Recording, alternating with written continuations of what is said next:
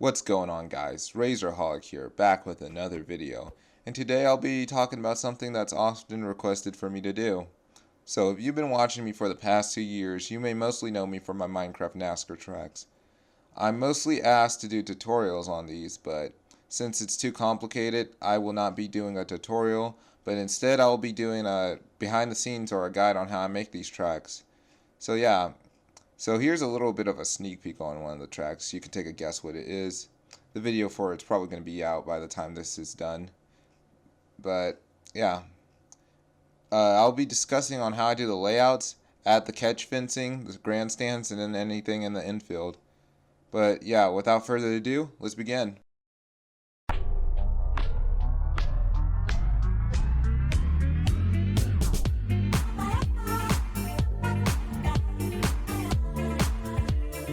Huge disclaimer before I start this.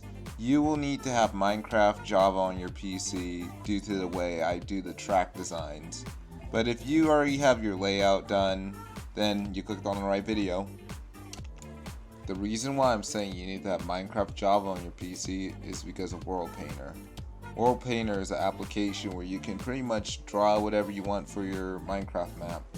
For example, okay, let's say I want to draw a circle for an island or something. No, this is probably better. Boom. If I load it in on Minecraft, this is going to show up. It's just going to be completely flat, so I can add hills, mountains, or whatever I want on it, and it will show up in game. This is only for Java though. You may mostly see my videos be on Bedrock, but I convert my world to Bedrock, so that explains that. But yeah, this is what I'll be using to make my track map. So what I'm going to be doing for World Painter is I'm going to open up my world. This is the world I used for making NASCAR tracks to begin with. But yeah, so I have all my tracks here. So if you're wondering why I just do one world here is because I like to scale them. So I want to make Talladega the biggest, Daytona the second biggest, etc. So yeah. So what I'm going to do is, I'm going to do Darlington because I haven't done that track yet. Or I haven't finished it because my last version just came out terrible, so I stopped making it. So I'm going to click view here. You can download maps of the tracks off of Google. I recommend using a satellite map. If you just use a map of the actual track layout, it's just going to be annoying to do the infield. So yeah, I learned that the hard way. So we're going to click on configure view. And we're going to click this little icon that looks like a Lego. Then I'm going to click on Darlington because that's my image file. I gotta find where it is. And this is too big and it's over Daytona, which we do not want. So I'm going to click configure view again. Click on this. I'm going to find a place to put it.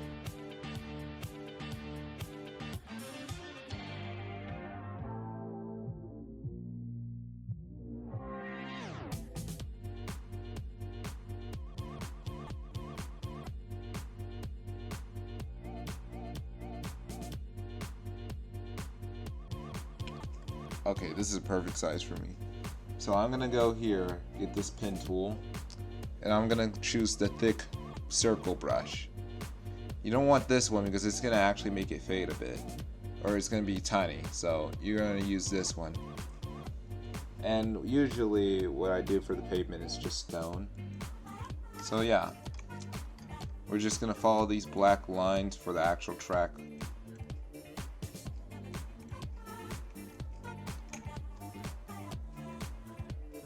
You can pretty much just press one point here. Okay, that's way too thin. Sometimes I have to make like the track actually a lot thicker than it shows up on the map. But you can actually just press shift and it will actually just make it, it will just do it a lot faster. Or you can hold down control and it will go in a straight line. Usually I use shift for the turns so they come out a lot smoother. Even though they're still kind of rugged on the actual world, it looks a lot better than what it would look like if I actually drew them by hand. So I just do this, continuing to hold down shift. So I tried to get the middle of the turns to be really smooth, so I'm gonna just hold down control here. And now I'm gonna go back to doing shift, shift, shift, etc. until I get it all around the track.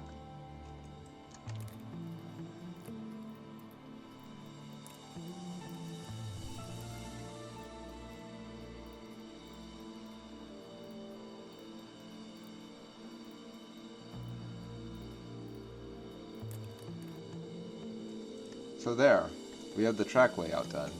Well, for the actual oval. So now what I'm going to be doing next is pit road.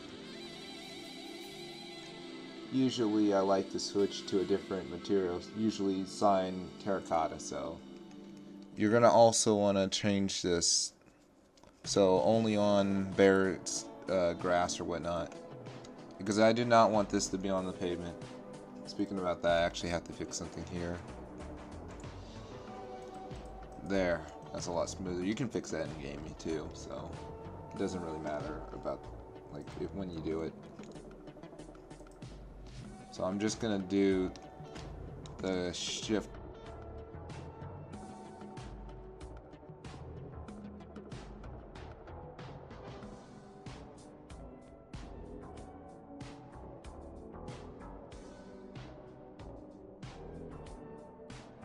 And boom. Our pit road is done for now, like the actual layout. So after that, what's next is the infield. So usually for my infields, I use the same thing from pit road. So I'm going to be using terracotta again, cyan. So we're going to just be tracing this out.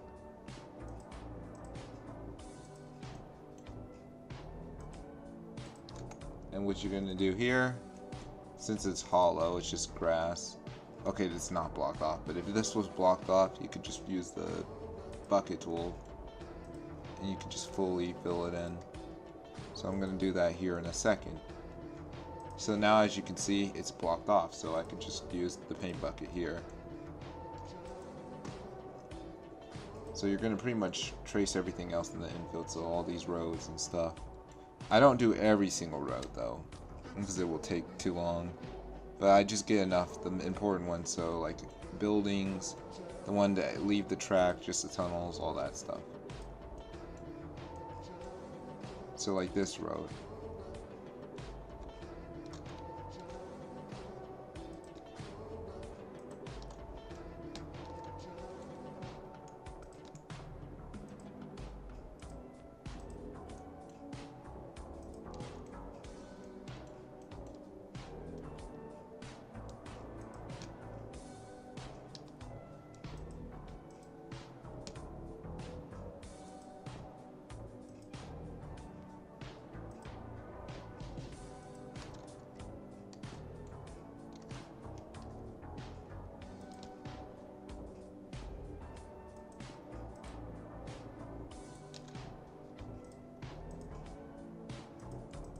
So I'm going to be adding these roads, but they're not going to be big enough to fit cars on them.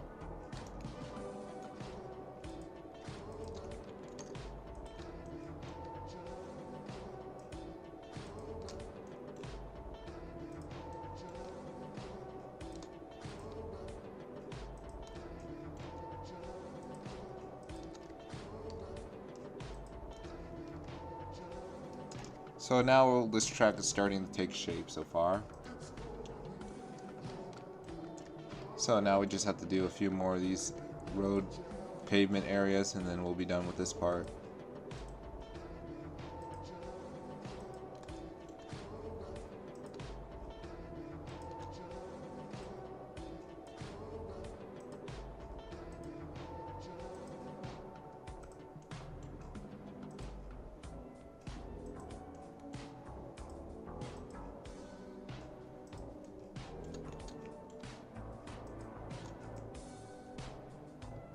So we are extending pit road over here. Since there's nothing in this area, just fill this in. And like that, our track layout's pretty much done. I'm not going to bother to get these areas. They're going to be way too thin and it's just not going to look good. So yeah, Okay, I did forget these areas, so I should probably fill that in though. Okay, I'm gonna fill this in with something else. I'm gonna use black terracotta, so it's gonna kind of set itself off from the pit road, because I do not want this to blend. This is gonna be an area for sponsors. So yeah, once you're done with that and just any other details, so like adding a finish line, starting line, or whatnot, you can pretty much export it. Let me add my start and finish line real quick, and then I'll be ready to export it.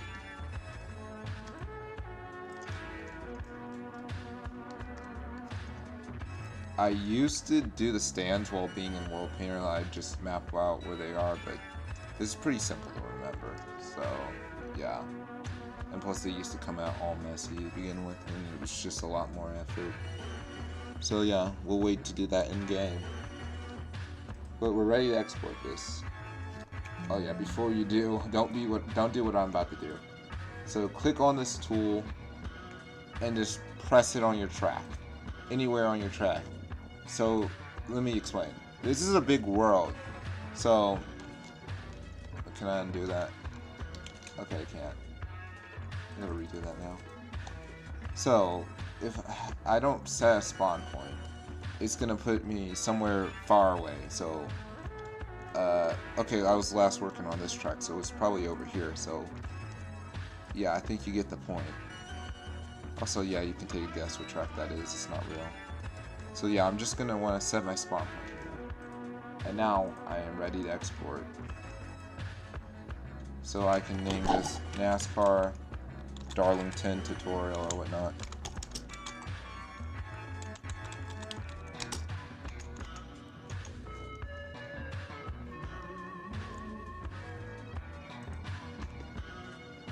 And this is gonna export. Might take a while.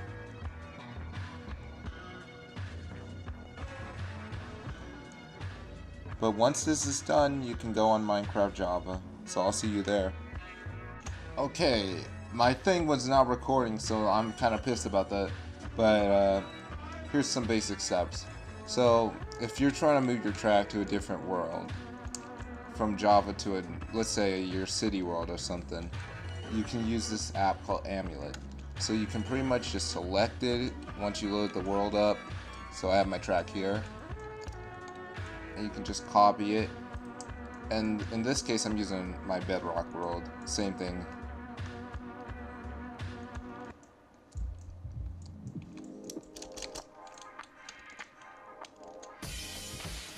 So you can pretty much click paste here. And yeah, you can just choose where you want it to go.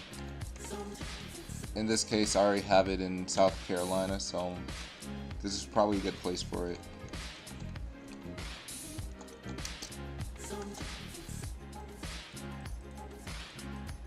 Once I'm done with that, I'm gonna hit confirm, save it, and close. Now I can go on my actual world and it should show up. So as you can see, we now have our track here. And if you want to do this, you could just fix anything that's not effective, anything that looks weird for you. So yeah, this is where our exit's going to be. So yeah, we're going to have a tunnel here. Okay, so now we're going to be working on our track now. Yeah, there's a little bit done already because my recorder decided to be stupid. So yeah, I'm going to show you how I do a pit stall. So I usually count like this. 1, 2, 3, 4, 5. And then it's a mark. I didn't mean to make it go this far. So yeah, it usually has a 5-block space in between. Either this space is 2 or 3 blocks wide. But since I have so much room, I make it 3 blocks.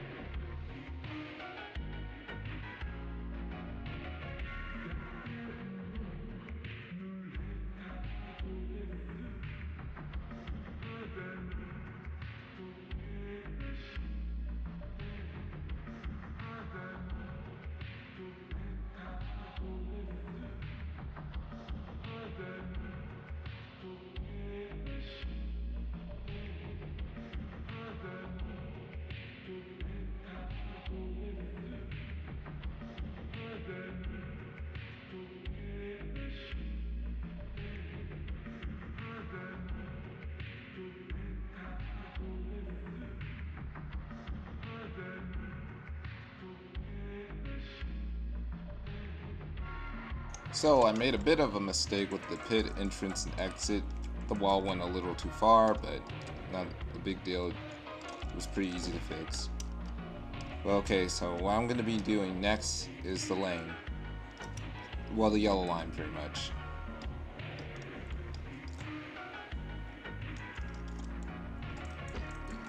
So it's going to start right here. And it's going to pretty much end around turn 2 or something.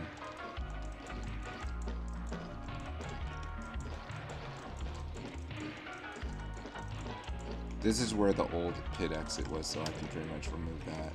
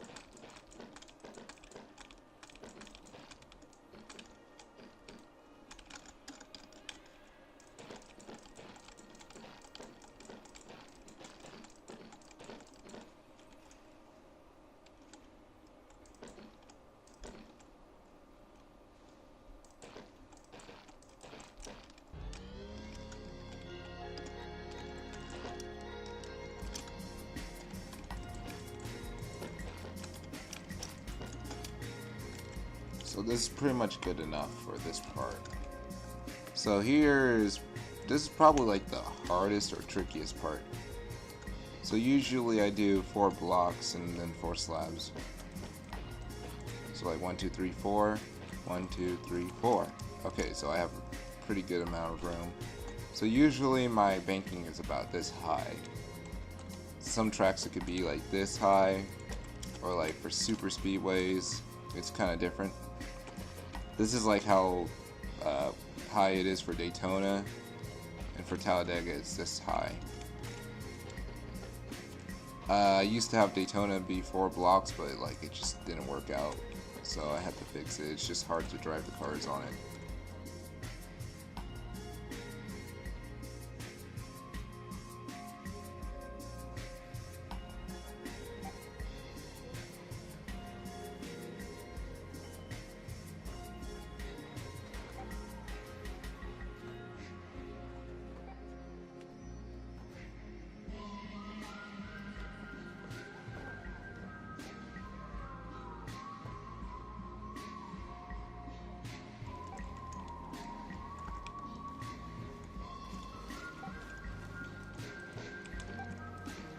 So usually I transition the turn like this, so where it starts to go straight, I'll do 2 blocks like that.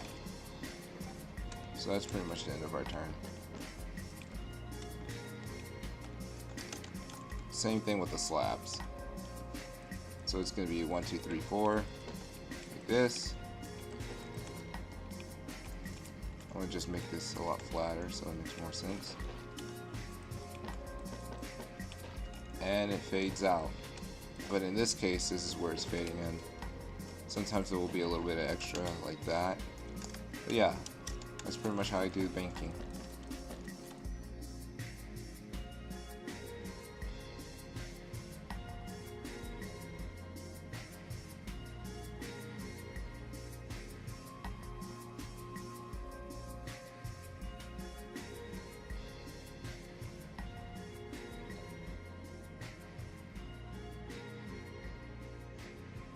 Good thing about this track is that the front stretch is a lot straighter than your typical tri-oval like Daytona or Texas, so it's a lot easier to make that banking transition.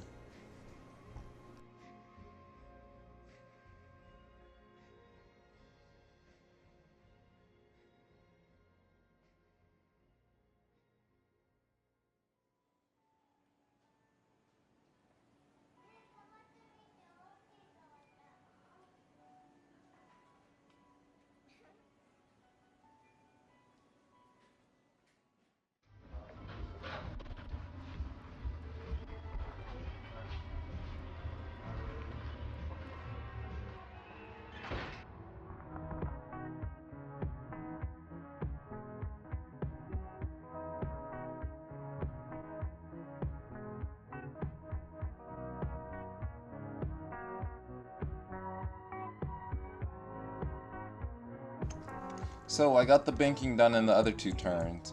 I did that off camera because I'm not trying to make this like 4 hours long or something. It's like already taken a long time. But yeah, next we're going to be doing the walls. But before I do that, I'm going to work on the start and finish line real quick.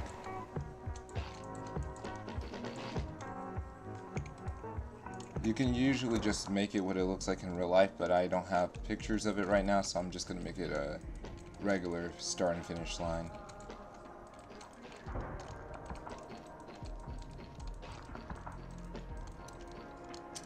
So, Darlington obviously has red and white stripes, so I just have to make a blend of that.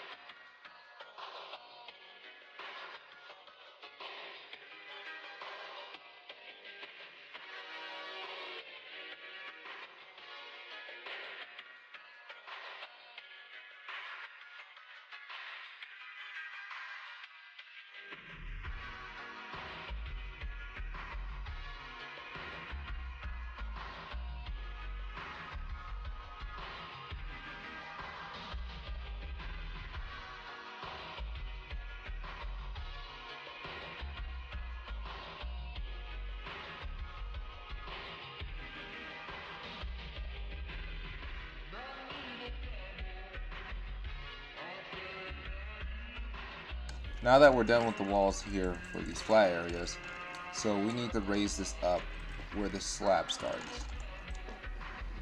And this is going to be for our banking, so it's not going to be like you're going to drive into the fence.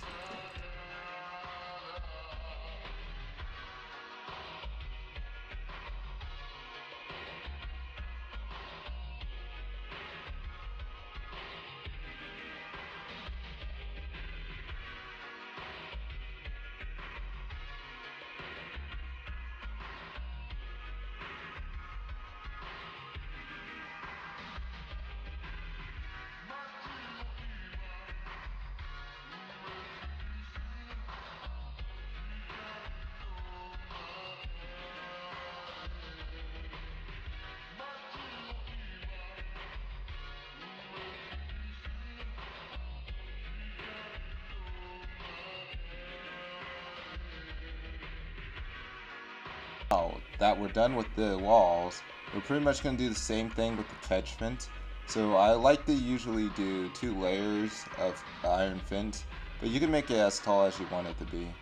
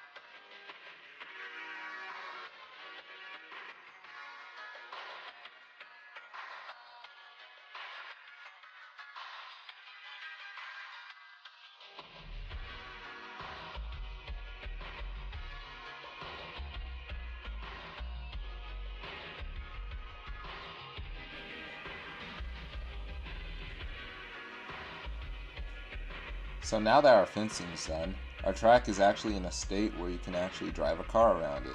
But here's a little bit of a problem.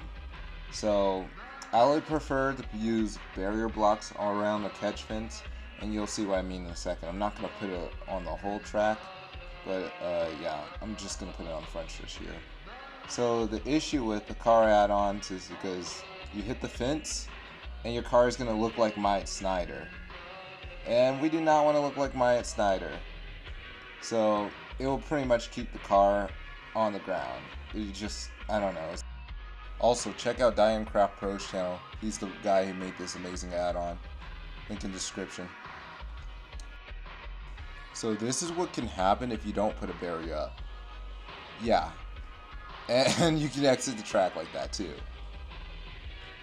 Not very safe. But this is what it looks like when you put a barrier up on the fence. And the car is on the ground. So now it's time to start our grandstands. So what I like to do is have a 3 wide gap between our grandstands and our fencing. So I just dig a 3 wide gap and then I just put some smooth stone in it. Or just any other material if you choose to do something different. But yeah, when I'm actually making the stand levels, what I do is 2 blocks for like each level. So I do 1 block which has a gap and then one of them is going to have a stair. And then 1 block space between it so I don't have the seats connected to anything else. So it's like individual seating.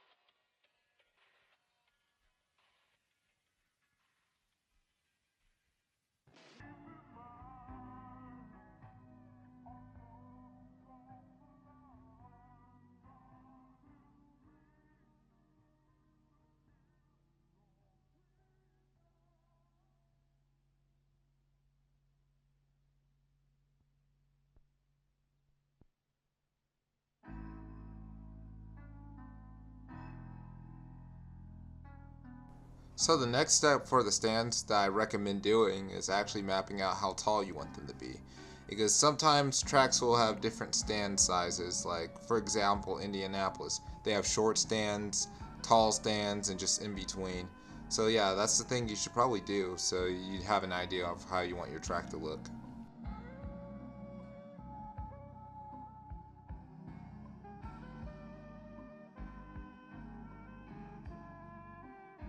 So this part takes a very long time, but it's just pretty straightforward. But building stands in the turns. So these can take a long time. Usually when I do stands I kind of use Amulet just so I can copy and paste them, but I cannot do that with the ones in the turns. If you're using it on a tri-oval track it works perfectly fine, but even same thing with front stretch like straightaway grandstands, but when you get to the ones that turn a lot it just doesn't work out. So yeah, I have to build them all by hand.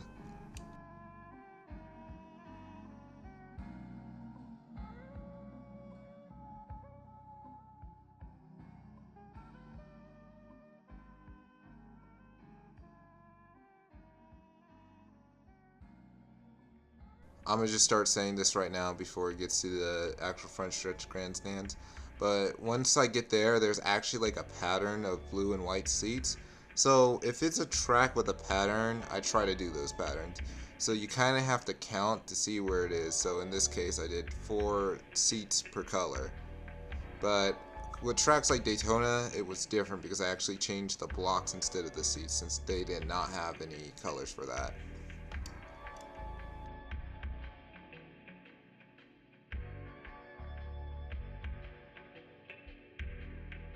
So I'm just gonna skip the rest of the stands because they're all like all over this track. But yeah, I'm gonna get to the press box. So there's not really a tutorial or a guide on or any advice I could really give with this since it's pretty much different every track. But this one's more like a box. Usually I like to build the ones that actually have like the glass, like for example Daytona, Vegas, Texas. I like those type of press boxes. But yeah, uh, the only thing I could really fit in here is just some TV stuff, so like just computer screens like you see in the broadcasting booth. So yeah, I recommend adding those things or just some commentary microphones so it looks like okay that you have people who sit there and spectate the race just to give it a little bit of more realism. Also, not really a tip, but something I just used to do, I don't really do it anymore, is adding heads in the seats, so Steve heads. I've been told many times it looks creepy, but it will give your speedway or racetrack a little more life.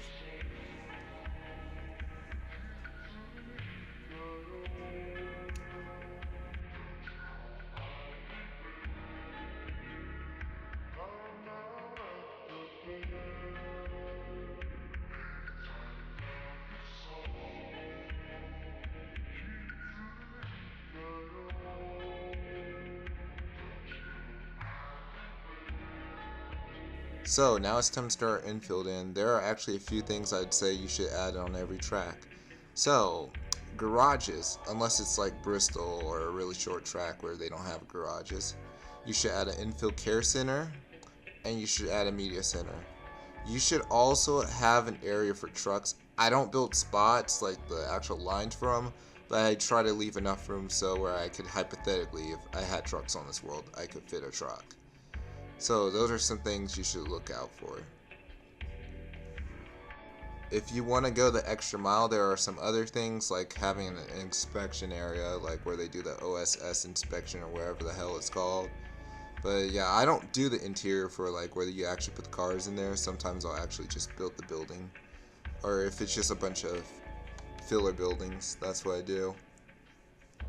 You should also have room for victory lane.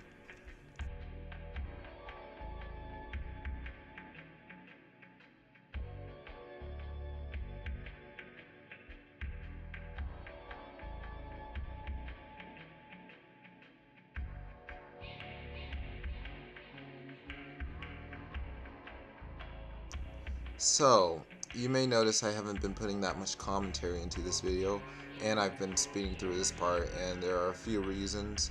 Once again, this is not a tutorial, this is kind of like a behind the scenes or a little bit of a guide on how you can take inspiration, I guess. But here are like some things. So, if you really want to get better at building tracks or just building stuff in general, I'd say just build stuff that you know. So there's a track you go to a lot, try building that. You go to a school or something, or a store, just build that store in Minecraft if you really want to get good at building. Uh, with some of my tracks, or actually pretty much all of them, I have not been there. The only one I've been to was Phoenix, and I noticed that I screwed that one up when I went there because I looked at the freaking grandstands or like the gates and stuff, and holy cow, there's so much stuff outside of it. So I'm probably gonna redo that one, redo my grandstands there.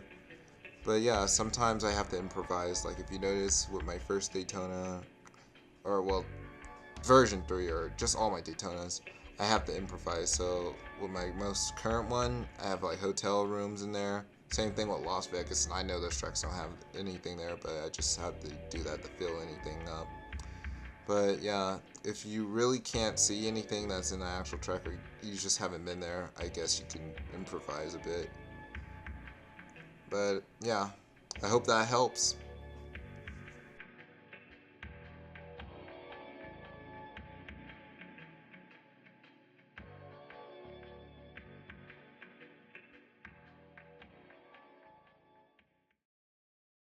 So, there we have it, a NASCAR track. This project has been kind of annoying to deal with because I've been busy with a lot of other stuff and just haven't had time to work on this. And I've kind of had to rush this, so I kind of hate doing that. But yeah, I did some things off screen like the Earnhardt Towers. I forgot to do a scoring pylon, but that will be in the actual video. But anyways, I hope this helps. I hope you can take this guide or whatnot to heart, and you can just take this for inspiration, have more ideas for tracks. And also, special thanks to Nike Wolf, because he's the guy who inspired me to make all these tracks. So anyways, it's been real. Y'all have a good one.